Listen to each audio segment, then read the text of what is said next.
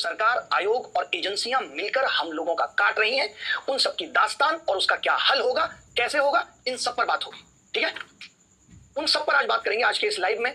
और मैं पहले एक बात क्लियर करना चाहता हूं कि हमारी जो लड़ाई है वो खराब एग्जाम सिस्टम, खराब एजुकेशन सिस्टम के खिलाफ है। हमारी लड़ाई किसी सत्ता को पलटने के लिए नहीं है, बल्कि उस सत्ता को या सोई हुई सत्ता को जगाने के लिए है। हम सरकार को झकझोरना चाहते हैं जिसने हमारे मन को कचोट रखा है कि इस बेरोजगारी, ये जो एक शब्द है, इसकी जड़ें इतनी गहरी हो गई हैं कि हम और आप ऊपर से तो देख ही नहीं पा रहे कि हमारे पीछे चल क्या रहा है। वो सरकार जिसको हमने 12 साल दिए, वो सरकार जिसको हमने वक्त दिया, भरोसा दिया, पूर्ण बहुमत दिया, जिसने हमें कहा कि सबका साथ सबका विकास करेंगे, आपको हर साल करोड़ों में नौकरियां देंगे, और आज ये हालत हो गई है कि हमारे इतना भरोसे करने के बाद भी कि ये सिस्टम बदलेगा, लाखों बेरोजगार युवा सड़कों पे पुलिस की लाठियां खा रहा है, कहीं पेपर लीक हो रहा है, कहीं कैंसिल हो रहा है, अलग अलग लेवल का अत्याचार झेल रहा है। ये इस देश की हालत हो चुकी। इन सब पे बात करेंगे। मैं आपको बताना चाहता हूं, मेरा नाम अविनाश शर्मा है। बहुत सारे लोग इस वीडियो को पहली बार देख रहे होंगे। मैं ये लड़ाई पिछले 7-8 सालों से लड़ रहा हूं, और अगर छोटी लड़ाइयों की बात करें तो 2013 से लड़ रहा हूं। 2013 का एग्जाम भी पूरा मेंस एग्जाम होने के बाद कैंसिल हुआ था, इस आधार पे कि पेपर लीक हुआ है, और पूरा एग्जाम कैंसिल हुआ। तब ये नहीं कहा जाता था कि प्रोसेस बहुत आगे बढ़ गया इसलिए अब कैंसिल नहीं हुआ। 2017 में खूब लीक की खबरें आई, लेकिन एग्जाम कैंसिल नहीं हुआ। 2018 में यूएफएम के आधार पर सरकार ने बहुत सारे लोगों के साथ अत्याचार किया, हमने उसके खिलाफ लड़ाई लड़ी और उसको ठीक कराया। 2022 में फिर एक नॉर्मलाइजेशन का पंगा हुआ जिसमें बहुत सारे लोगों के साथ अन्याय हुआ, हम उसको भी सह गए। 2023 के सीजीएल के एग्जाम में क्या हुआ कि क्वेश्चन गलत पूछ लिया गया और वो मामला कोर्ट में चला गया, और कोर्ट ने आदेश भी किया कि आप रिजल्ट को रिवाइज करिए, लेकिन एसएससी ने उस चीज को भी नहीं माना, और कंटेम्प्ट ऑफ कोर्ट आज भी एसएससी के ऊपर है। तो आपको ये सोचना पड़ेगा, समझना पड़ेगा कि ये आयोग इतने रिजिड क्यों हो गए हैं कि जहां हम ये कहते हैं कि हमारे न्यायालयों का फैसला अंतिम होता है और ये उन्हें भी नहीं मान रहे। आपको क्या लगता है कि ये एक सिर्फ चेयरमैन के बस की बात है कि चेयरमैन के कहने पर इतना सब कुछ हो जाता है? 2024 का रिजल्ट भी फिर से कोर्ट केस में फंसा हुआ है। तब जाकर ये आवाज इतनी उठ गई, इतनी संगठित हो गई कि आज लोगों को सड़क पर उतरना पड़ा। और मैं आपको बताना चाहता हूं कि हमने कभी ये नहीं कहा था कि बच्चे आप आओ, हम आपकी लड़ाई लड़ने के लिए पर्याप्त हैं। आपने हम सबको YouTube पे इतना प्यार देके बता दिया है कि हम सबके पीछे मिलियंस लोगों की भीड़ है, और लोग वो सपोर्ट देने के लिए तैयार है। हमें वो आपका सपोर्ट चाहिए, जिस वक्त जरूरत होगी हम एक आवाज लगा देंगे कि आप आ जाइए। अभी आप बिल्कुल मत आइए, कोई जरूरत नहीं है। अभी आपके शिक्षक और ऐसे लोग जो सच में समाज सुधारक हैं और समाज को सुधारना चाहते हैं, करप्शन को हटाना चाहते हैं और इन जड़ों को उखाड़ फेंकना चाहते हैं, उन सबसे आज मैं आह्वान करना चाहता हूं। एक एक करके हर एक चीज पे बात करेंगे। आप सोच रहे होंगे ये मामला अभी इतना अचानक कैसे उठ गया? इतना अचानक ऐसे उठ गया कि जब 2024 के रिजल्ट के बाद हम लोगों ने आवाज उठाई, चेयरमैन से मुलाकात की, तो चेयरमैन साहब ने हमें बहुत मीठे शब्दों में कहा कि गलत हुआ है और मैं इन सब पे काम कर रहा हूं और सब कुछ ठीक कर दूंगा। उन्होंने बिल्कुल नहीं कहा कि मैं एजेंसी भी बदल रहा हूं। अगर उनकी मनसा ठीक थी तो वो बता देते कि वो एजेंसी भी बदल रहे हैं। आप सब जैसा कि जानते हैं कि ये लोग एक एडुकेटी नाम की एजेंसी को लेकर आए। वो एडुकेटी नाम की जो एजेंसी है, वो एसएससी का कहना है कि सरकार के रिगरस प्रोसेस के थ्रू आई है, यानी उसमें एसएससी का कोई लेना देना नहीं है, वो सरकार के थ्रू आई। और आती भी है कोई एजेंसी, जिस एजेंसी पे अगर पहले कोई आरोप लगा था तो वो कैसे आ गई? मैं इस एजेंसी के आपको ऐसे ऐसे प्रूफ दिखाऊंगा आगे आने वाले वक्त में। अभी वो वक्त भी आएगा जब ये एजेंसी उखाड़ के फेंकने की तो छोड़िए, इसको लोग उखाड़ के फेंक देंगे कि क्या हालत इसने एग्जाम सिस्टम की कर दी है। जो बात मैंने बोली है कि ये इतने इतने लाख करोड़ के घोटाले जो हम ऊपर से देख रहे हैं ना, हम ऊपर से क्या देख रहे हैं? बैठ जाओ भाई आराम से, शांति से। हम जो लोग ऊपर से देख रहे हैं कि अरे ये कीबोर्ड नहीं चल रहा है, माउस नहीं चल रहा है, ये छोटी छोटी समस्या है, अंदर की समस्या है, तो आप सोच नहीं सकते। आपको तो बस ये दिख रहा है अच्छा वैकेंसी आ गई, चलो एक नौकरी मेरी भी हो जाएगी, लेकिन इसके पीछे की कहानी इतनी खराब है कि आप सोच नहीं सकते। इतना बुरा हाल है, और हमें ये सब सिस्टम को ठीक करना है और उसके लिए आवाज को बुलंद करना था, जिसके लिए हम सब शिक्षक मिलकर के, आपको पता होगा पूरे देश से शिक्षक आए, सबने मिलकर के अपनी बात कही कि भाई चलो डीओपीटी मिनिस्टर साहब से बात करते हैं। वजह ये थी क्योंकि हम लोग एसएससी चेयरमैन से ऑलरेडी मिल चुके थे। रेलवे रिफॉर्म इतने दिनों से चल रहा था और लोग कोशिश कर रहे थे कि रेल मंत्री से जाके बात करें, लेकिन नहीं संभव हो पा रहा था। तो हमने सोचा कि क्यों ना सीधे जाके डीओपीटी से ही बात करें। क्या हमारा हक नहीं है? क्या जनता का ये हक नहीं है कि वो अपनी आवाज को शांतिपूर्ण तरीके से सरकार से कह पाए? लेकिन आपने देखा होगा वहां पे कुछ एक सेकंड के अंदर ही उस आवाज को दबाने के लिए पुलिस ने लाठीचार्ज किया। हमारी लड़ाई पुलिस से है भी नहीं। आपने देखा होगा, आपको मेरे बोलने का तरीका पता है कि पुलिस ने मेरे ऊपर ही इतना खराब इल्जाम लगाया, उसके बाद भी हमने हंस करके टाल दिया। हमने कहा कोई बात नहीं, हमारी लड़ाई इस देश की पुलिस से थोड़ी है। उनका तो हमें सहयोग चाहिए सरकार तक पहुंचने के लिए। वो तो बैरियर है, वो खुद ये नहीं चाहते, वो खुद इसी सिस्टम से निकल के यहाँ पहुंचे हैं बड़ी मुश्किलों से, तो वो भी सब जानते हैं। हमारी लड़ाई ना सरकार हटाने की, हमारी लड़ाई है कि जो ये एग्जाम सिस्टम इतना भ्रष्ट हो गया, इसको ठीक कैसे किया जाए। और ये एक दिन में नहीं हुआ, ये हुआ ऐसे है। इस साल आप माफ कर दिया, 2023 में अगर गलत क्वेश्चंस को माफ ना किया गया होता तो 2024 में ये गलत क्वेश्चन वाली बात की हिम्मत नहीं कर पाते। आपको बता दूं कि जिस दिन ये जब 31 जुलाई को सब लोग इकट्ठे हुए तो हम लोग चेयरमैन ऑफिस गए, कहा गया कि आपको चेयरमैन साहब से मिलाया जाएगा। वहां पे एक डायरेक्टर से हमारी मुलाकात हुई और हमने कहा कि एसएससी फेज एक्स में इतनी सारी प्रॉब्लम है। उनकी बातों से साफ साफ लग रहा था, उनकी बातें तो छोड़िए, आपने कल चेयरमैन साहब का इंटरव्यू देखा होगा कि ये लोग कैसे एक एजेंसी को बचाने में लगे हुए हैं और इनको लग रहा है कि ये इतनी आसानी से बचा लेंगे और हम चुप बैठे रहेंगे। वो एजेंसी इतना करप्शन करेगी, लैब खरीदने से लेकर के सीट बिकने से लेकर के इनकी जो कहानी जब आपके सामने प्रूफों में आएगी, आप दांतों तले उंगली दबा जाएंगे और आप कहेंगे कि ये इतना भ्रष्ट सिस्टम है, आप फॉर्म भरना भूल जाएंगे। सोचिए, आपको लगेगा ही नहीं कि आपको नौकरी किस तरीके से मिल सकती है। इतना भ्रष्ट सिस्टम है, इतनी भ्रष्ट एजेंसियां हैं। ऐसे ही किसी एजेंसी को ये काम नहीं दिया जाता है। चेयरमैन साहब ये कह रहे हैं कि हम ये एजेंसी पहली बार लेके आए इसलिए प्रॉब्लम है। हमारा काम एजेंसी से सवाल करना तो कभी होता ही नहीं। हम पैसे किसको देते हैं एग्जाम कराने के? एसएससी को। एग्जाम ठीक कराने की जिम्मेदारी किसकी है? एसएससी की। बाहर में जाती है एजेंसी, हमें तो एजेंसी की पूछने की जरूरत नहीं पड़ती, हमें तो इनफैक्ट मालूम तक नहीं चलना चाहिए कि एजेंसी है कौन सी। मैं तो एसएससी से मतलब था, ये एसएससी की जिम्मेदारी थी।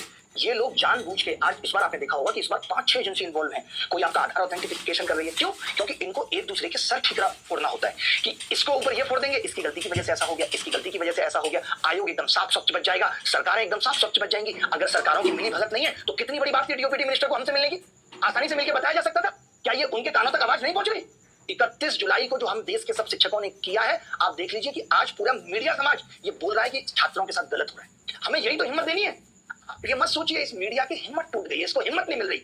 इसको लगा अरे शिक्षक और छात्र इतनी आवाज बुलंद कर सकते हैं तो चलो हम भी इनके साथ चलते हैं। जैसे क्या होता है ना कि जब एक आवाज बुलंद हो रही है तो सब उसका साथ देना चाहते हैं, तो इस आवाज को दबने नहीं देना। आज मीडिया वाले उठा रहे हैं ना, आज उनको लग रहा है कि सरकार से सवाल पूछना चाहिए। ये बात जो 3 दिन पहले मैं चिल्ला चिल्ला के कह रहा था कि आप जाके चेयरमैन से इंटरव्यू क्यों नहीं करते, हुआ ना चेयरमैन साहब का इंटरव्यू और आपके सामने आ गया। ये चेयरमैन की स्थिति है कि वो कहता है कि भाई पहली बार एग्जाम दे रही है इसलिए थोड़ी बहुत गड़बड़ें हो जाती हैं। जब हम डायरेक्टर से मिले तो डायरेक्टर ने कहा 50 से 55 हजार बच्चा प्रभावित है, बस सिर्फ 50 से 55 हजार। ये बच्चा 50 से 55 हजार सिर्फ है। आप नौकरी कितनों को दे रहे हो? मुश्किल से 3000 वैकेंसी है और 50 से 55 हजार बच्चा प्रभावित है। या तो आप नौकरी दे रहे हो तो 8-10 लाख लोगों को और 50 से 55 हजार बच्चा प्रभावित हो रहा होता तो हम मान भी लेते।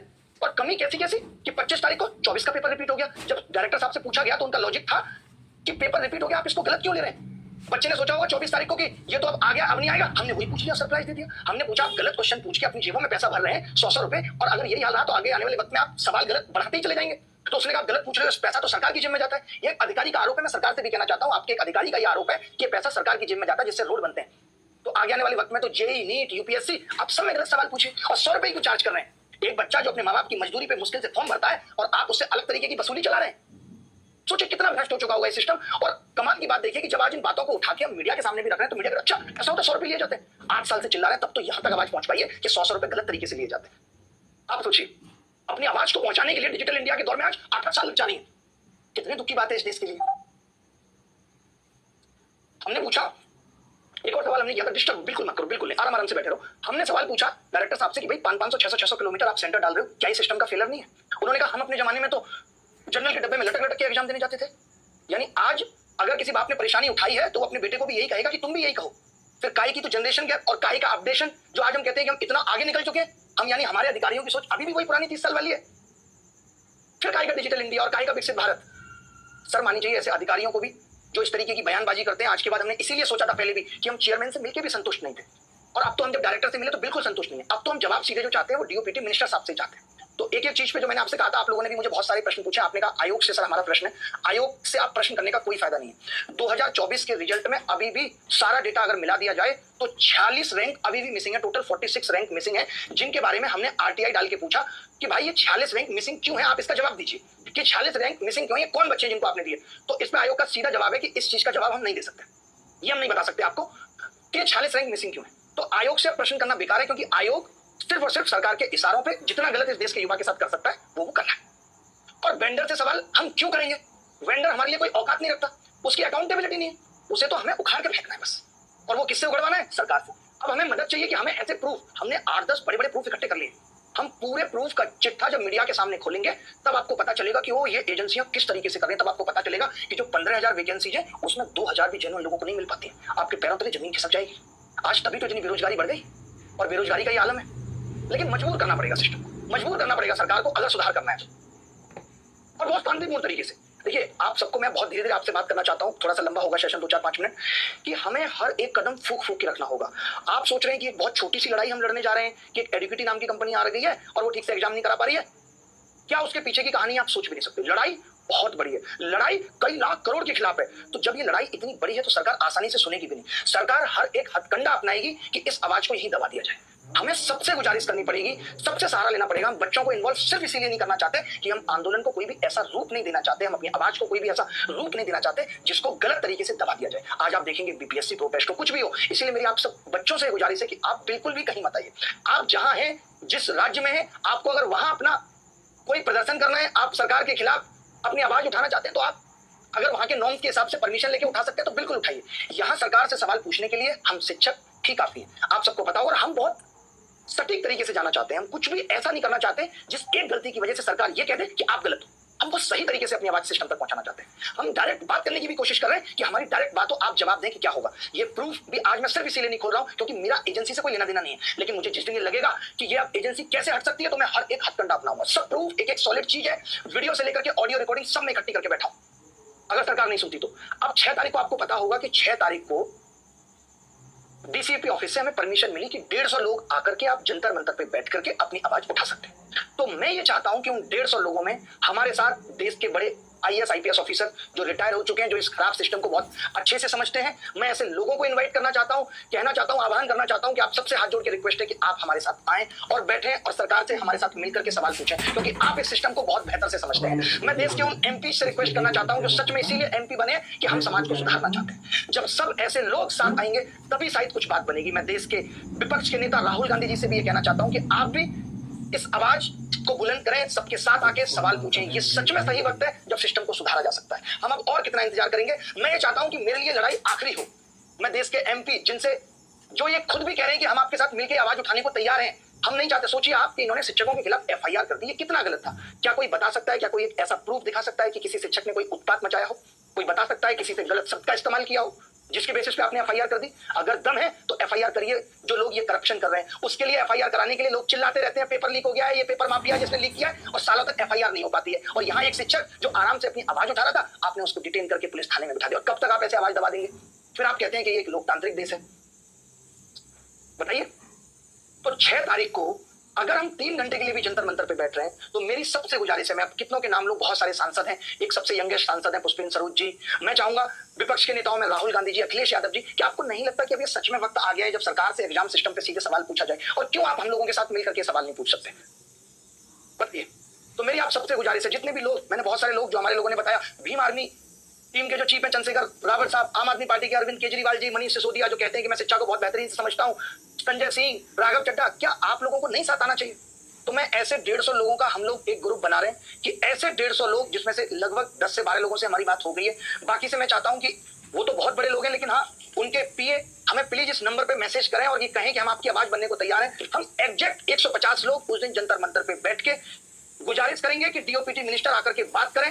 शायद उनको लग रहा होगा कि देश के शिक्षकों की उतनी औकात नहीं है, लेवल नहीं है कि उनसे बात किया जाए। तो हम चाहते हैं कि देश का विपक्ष हमारे साथ अगर आके बैठता है तो आप उनसे बात कर लीजिए, हमारी आवाज को उनके थ्रू सुन लीजिए, लेकिन सुनिए, ये हम चाहते हैं। तो आप सबके कनेक्शन में होंगे, आप सब लोग पूरे देश में सुन रहे होंगे। अगर आपका सांसद हमारे साथ आके बैठ सकता है तो इससे बड़ी बात कुछ नहीं होगी। हम इस चीज को बहुत सही तरीके से लेके जाएंगे। लेकिन मैं फिर से एक बात कह रहा हूँ, आजादी एक दिन में नहीं मिली थी।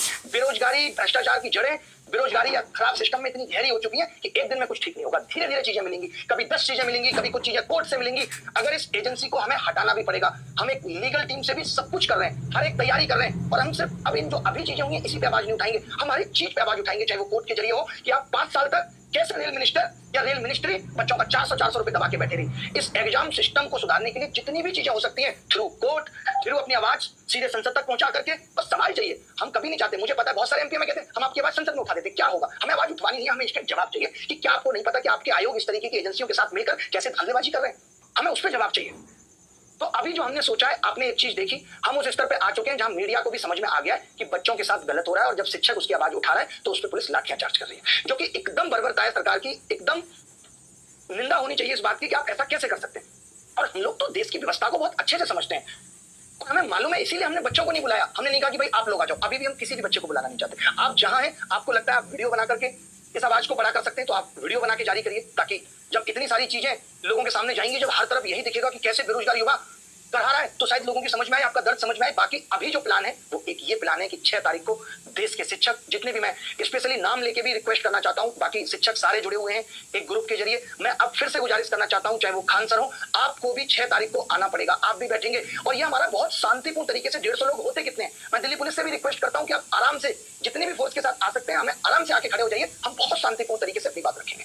तो मैं चाहता हूं देश के शिक्षक भी हों, जितने शिक्षक हो सकते हैं, सिर्फ पहले ये अप्रूव हो जाएगा। मैं इसीलिए चाहता हूं कि कोई अव्यवस्था ना हो कि हम 150 लोगों का नाम पहले ही फाइनल कर लें कि ये एमपी साहब हमारे साथ जाके बैठने को तैयार है, ये पुराने मिनिस्टर साहब हमारे साथ जाके बैठने को तैयार है। क्योंकि मैं फिर से कह रहा हूं, सत्ता के लोग भी अगर हमारे साथ जाके बैठने को तैयार है तो हमें बहुत खुशी होगी। सत्ता में भी ऐसे बहुत सारे लोग हैं जो इस खराब एग्जाम सिस्टम को समझते हैं, उनके बच्चे भी इससे पीड़ित हैं, तो आप सबको भी हमारा साथ देना चाहिए। और मैंने तो ये सुना है कि मोदी जी तुरंत सुनते हैं अगर उनको लगता है देश में कुछ खराब हो रहा है। और यहाँ युवा चीख चीख के करा के परेशान हो गया और साहब के कान तक जू नहीं रहेंगे। कितना दुख का विषय है, कितनी परेशानी होती है। इस खराब सिस्टम ने हमें गुलाम बना के रख दिया।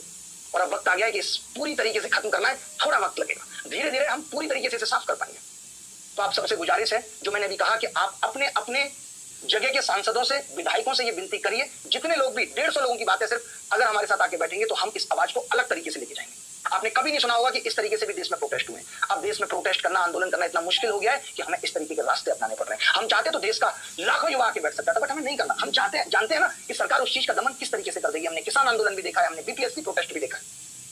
8-9 सालों से इस सिस्टम से लड़ाई जारी है। हर साल ये लोग नई नई चीजें लेकर आते हैं, हर साल कभी कुछ गड़बड़ करके आपको बाहर कर देंगे और आपका ध्यान इस तरह भटका देंगे कि आप सोच ही नहीं पाएंगे। ये प्रॉब्लम कोई अचानक से इतनी थोड़ी बड़ी हो गई है, करोड़ों लोगों की हताशा का नतीजा है, जो आज संगठित होकर के आप सबके सामने वो आवाज आपको हर तरफ दिख रही है। पूरी तरह से फ्लॉप हो चुका है सिस्टम। हम सोचते हैं कि आयोग जिम्मेदार नहीं है, ये सब मिलकर हमें गुमराह कर रहे हैं बस। आज आप देखते होंगे कि जब हम लोग मीडिया को कहते हैं कि 100 रुपए लिए जा रहे हैं, तो लोग शौक से कहते हैं, मतलब लोगों को पता ही नहीं, ऐसे बात करते हैं। तो आप सबको वीडियो के माध्यम से सारी बातें पता चल जा रही हैं, लगातार लगे हुए हैं इससे मिलने में, उससे मिलने में। हर शिक्षक का सहयोग है, हर शिक्षक ने आगे बढ़ करके आए, देश से जितने भी शिक्षक आए उन सबको भी मेरा नमन है। उन सबकी ये बड़प्पन है कि वो सब लोग दिल्ली आए, क्योंकि ये लड़ाई सिर्फ एसएससी के खिलाफ नहीं थी, ये लड़ाई सिर्फ रेलवे की नहीं थी, ये लड़ाई सिर्फ शिक्षक भर्ती या बैंक एग्जाम की नहीं थी। हर जगह घोटाला, करप्शन है, हर जगह सिर्फ कारोबार बना हुआ है। तो इस कारोबार को रोकना है, देश को सही रास्ते पे लेके आना है, क्योंकि ये वो युवा है जो देश को आगे 30 साल तक लीड करेगा। तो आप सबसे बस यही गुजारिश है। मैं दोबारा ये कहूंगा, हम लोग 2 बार चेयरमैन से मिलिए, डायरेक्टर से मिलिए, कोई हल नहीं निकला। चेयरमैन साहब का सीधा कहना है कि एडुकेटी हम सब लोग बहुत ईमानदार हैं, ये पब्लिक के सामने अपने आप को ऐसे दिखाएंगे जैसे इनको कुछ पता ही नहीं, उल्लू-जुल्लू बातें करते हैं। एक चेयरमैन से, एक डायरेक्टर से इस तरीके की उम्मीद है। मैं फिर से मीडिया को कहूंगा कि दोबारा से इंटरव्यू हो तो क्रॉस क्वेश्चन भी करिए। आप सवाल पूछिए कि आप कैसे बच्चों जैसी बातें कर रहे हैं कि ये पहली बार एग्जाम करा रही है। अगर ये पहली बार एग्जाम करा रही है एडुकेटी, तो तुमने तो अपनी बिड में लिखा था कि हम उसी को टेंडर देंगे जो 5 साल जिसको हो गए होंगे इस फील्ड में, तो काहे का पहली बार, ये तो बताओ। एक तरफ तुम बिड में लिख रहे हो कि हम उसको देंगे टेंडर जो 5 साल से ठीक से एग्जाम करा रहा है, जिसने 160 करोड़ का रेवेन्यू भी किया है, फिर तुम कह रहे हो ये पहली बार करा रही है। तो ये सब बातों से गुमराह करने की कोशिश मत करिए चेयरमैन साहब। अगर आपको भी लग रहा है कि सरकार ने आपको ऐसा बोला है कि नहीं नहीं इस चीज को संभालना है, तो आप भी चेयरमैन की कुर्सी छोड़िए और हमारे साथ आके बैठिए, मिलकर के सिस्टम से लड़ेंगे। बहुत उम्र हो गई, आपने भी बहुत जीवन जी लिया, मैं आपसे भी गुजारिश करता हूँ कि हमारे सामने आके बैठिए, हमारे साथ आके बैठिए। तो फेंकेंगे ऐसी एडुकेटी, ये तो कुछ भी नहीं है, हम इसको करप्शन करने देंगे। आज ये यहाँ कर रही है, अभी कल को राज्यों के एग्जाम कराएगी, ये तो पूरे देश को बर्बाद कर देगी। इनका तो धंधा हो गया ये। और हमने सड़कों पे हम ऐसे ही नहीं आए थे, सड़कों पर उतरने से पहले हमने हर रास्ता अपनाया, हमने मोरेंडम दिए, सोशल मीडिया पर कैंपेन चलाया, आरटीआई डाली, कोर्ट में याचिका दी, लेकिन जब कोई जवाब नहीं मिला तब जनता क्या रास्ता चुनेगी, मैं आपसे पूछ रहा हूँ। शांतिपूर्ण प्रदर्शन, और ये लोकतंत्र संविधान का आर्टिकल 19(1) हमें शांतिपूर्ण विरोध का अधिकार देता है। तो फिर सरकार की बर्बरता क्यों, ये हमारा हक है, आप कैसे दबा सकते हैं? कोई एक आदमी बता दे कि हम गलत कर रहे हैं और किस एंगल से कर रहे हैं। आज ये एजेंसी, आप तो ये कह देंगे सीजीएल का एग्जाम होने के बाद कुछ नहीं हो सकता, आप जो गलत हो गया अगले साल ठीक करेंगे, इस साल फिर लाखों लोगों की जिंदगी बर्बाद, और हम सहते रहेंगे। तो अब कोई नहीं सहेगा। मैं सीधे सीधे से आपसे कहना चाहता हूं, देश की सबसे बड़ी ताकत है यूथ, और ये यूथ जो हमारे साथ खड़ा है। पहले तो ये ऑनलाइन जैसी चीजें नहीं थी, यूट्यूब नहीं था, तो लोगों को बुला के दिखाना पड़ता था। आज अगर मैं आ रहा हूं तो सरकार को पता है कि मेरे पीछे भी 30 लाख लोग बैठे हैं। आज अगर कोई और शिक्षक आ रहा है तो सरकार को पता है कि इसके पीछे भी करोड़ों बच्चे बैठे हैं, सबको पता है ये बात। तो हम शिक्षक पर्याप्त हैं इस लड़ाई को लड़ने के लिए। बस मैं विपक्ष के नेताओं से या पक्ष के उन नेताओं से जिनको भी लगता है कि इस पे आवाज उठनी चाहिए, उन सबको आमंत्रित करता हूं जंतर मंतर पे 6 अगस्त को। आप सबसे गुजारिश है कि आप इस नंबर पे अपने पीए या किसी से भी मैसेज करा दीजिए और हमारा सहयोग कीजिए। बहुत सारे लोगों को ये लगता होगा कि ये शिक्षक क्यों राजनीति कर रहे हैं, एकदम नहीं करनी है। क्यों ही राजनीति करेंगे? आपको पता है देश में ऐसे बड़े बड़े शिक्षक भी हैं जो आज कहीं से भी खड़े हो जाए तो निर्दलीय चुनाव जीत जाएंगे। हमें चुनाव नहीं जीतना है। और क्यों जीतना है चुनाव, आपको क्या लगता है? अब हम यहाँ के आके बताएं कि हमारा जीवन कैसा है। जो एक नेता 45 से 50 साल लग जाते हैं पहुंचने में और अचीव करने में, यहाँ वो चीज हमारे यहाँ 21-21 साल की लड़कियां अचीव करके बैठी हैं। सोचिए कितने दुख की बात है। आप अगर ये सोच रहे हैं कि विधायक और एमपी बनेगा, तो हमारे यहाँ 22-22 साल के शिक्षक उससे बहुत आगे निकल के बैठे हैं। ये बहुत बड़ी बात है। कोई ये ना सोचे कि हमें राजनीति करनी, बिल्कुल नहीं करनी। क्यों करनी है राजनीति? बहुत गंदी चीज है, बट हम इस राजनीति को सुधारना चाहते हैं। हम वो गलती नहीं करना चाहते जो केजरीवाल साहब ने की, कि राजनीति करने चले गए और खुद ही उस दलदल में फंस गए, क्योंकि ये बहुत बड़ा मोह है। हमें इसमें नहीं फंसना। क्यों फंसना है? हमें तो अभी कोई और विकल्प भी नजर नहीं आता जो देश को सही तरीके से लीड कर सके। हम तो जो मोदी जी की खामियां हैं सिर्फ उन पे सवाल उठाना चाहते हैं, और इसलिए उठाना चाहते हैं क्योंकि हर कोई ये कह देता है मोदी जी के नेतृत्व में देश आगे बढ़ रहा है। तो देश अगर पीछे जा रहा है तो यहाँ फिर किस नेतृत्व की कमी? गलत है कुछ? बताओ भाई, अगर गलत बोल रहा हूँ तो आप बताओ। तो ये लड़ाई एसएससी की तो इतनी है कि जब तक एडुकेटी नहीं हटेगी हम आवाज उठाते रहेंगे। अभी नॉर्मली आए, अभी प्रूफ इकट्ठा कर रहे हैं, सीधे पीआईएल लगाएंगे कि इस तरीके से ये एजेंसियां जैसे सारे सॉलिड प्रूफ होंगे किस तरीके से घोटाला और घपला कर रही है, हटाना पड़ेगा। पूरा सिस्टम रुक जाएगा। हम नहीं चाहते कि बच्चों का एग्जाम रुके, सिस्टम रुके। इसीलिए अभी कहना चाहते हैं कि आप बता दो कि आप कैसे सुधार करोगे। आप इस बात की गारंटी दे दो कि कैसे सुधार करेंगे। एसएससी के ऊपर लानत है कि उसने ये तक नहीं चेक किया कि एडुकेटी के पास सेंटर्स कैसे हैं। वो कहते हैं कि वो लोग वादा करके गए थे कि उनके पास अच्छे सेंटर्स हैं, और वादा ये था कि आपका एग्जाम कराएंगे जहां बाहर भैंस रेंग रही होगी, ऊपर डीजे चल रहा होगा, बाहर साड़ियां सूख रही हैं, कपड़े सूख रहे हैं। सर मानी चाहिए, एसएससी को सर मानी चाहिए। और एसएससी के चेयरमैन साहब ऐसे लोगों का आके बचाव कर रहे हैं। चेयरमैन साहब आपसे ये उम्मीद नहीं थी। आप भी हमारे साथ आके बैठिए जंतर मंतर पे 6 तारीख को, और आप भी बताइए कि कैसे ये कंपनी सिस्टम में आई है। गुजारिश करता हूं, आपके रिटायरमेंट का वक्त है, अब और मत करिए सेवा, मत दीजिए देश को सेवा, अब वक्त आपको इस देश के यूथ के साथ खड़े होने की है।